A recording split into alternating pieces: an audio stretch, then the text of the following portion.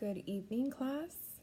My name is Jacqueline Sanchez, and today's date is February the 2nd, 2018, and the lab exercise that we are going to be discussing is the overview of the skeletal system. Here's the packet I printed out. And I'm going to review exercise part 2 for the video part of it. But first I'm going to discuss about my materials. My materials it's not a digital phone, it's an iPad that helps me record my stuff, a pen, and my sheet of paper, which are several because I have several sheets of paper for this experiment because I already started part 1. So that's my material, and then I have my human skeletal, which is right here. His name's Bob. Already got him all dressed. And then there's the skeletal slide document, the lab assistant, which I already started on it. There's several parts to it. So let us begin with the instructions. Learning objects completion of this laboratory for students will be able to describe major functions of the skeletal system, identify different types and shapes found in the human skeletal and examples where each type is located, discuss major structural characteristics of the bone, explain microscopic characteristics of the bone, contribute to overall functions and integrity, discuss the process of the bone growth and the bone remodeling, discuss the supporting tissues of the skeletal system, classify the different bone shapes found in the human skeletal and their functions and articulations, compare and contrast microscope structures in fibrocartilage and hyaline cartilage. So for part 2,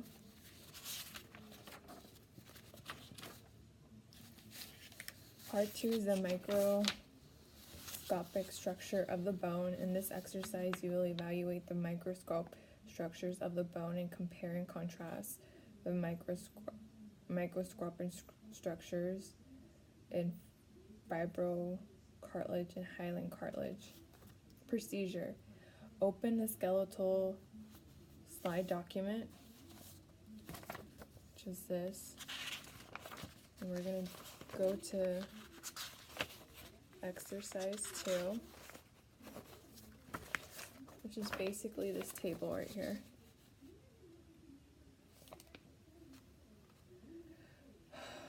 For part 1, that was it. Part 2, ground compact bones. View the slide of photography.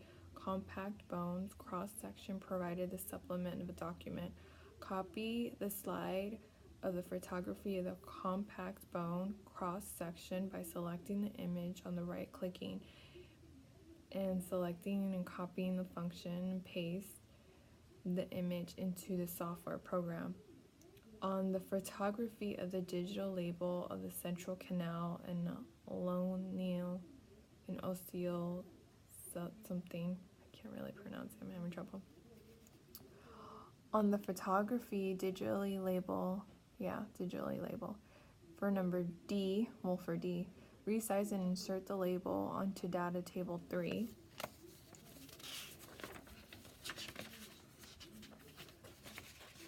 Which is right here. What data table 3 looks like. Describe the functions in each label. Hyaline cartilage. View the slide of the hyaline cartilage prior to supplement documents. Copy the slide of the photography of hyaline cartilage by selecting the image. Right-click on the image by selecting a copy of the function and put that on the table, on table 3. On the photography, digitally label the crondosate and a lacuna. Resize and insert label photography into Table 3. In the description of the column Table 3, describe the functions of each labeled featured. For number 4, elastic cartilage. View the photography of elastic cartilage provided in a supplement document. Copy the slide in the elastic cartilage by selecting the image, right-clicking into the image and selecting copying the function. Paste and copy image into the software. On the photography, digitally label a crondrolate and lacuna elastic fibers.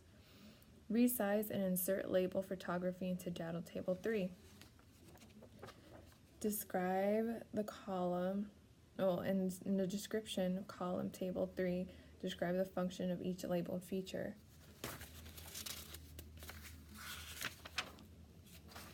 Number 5,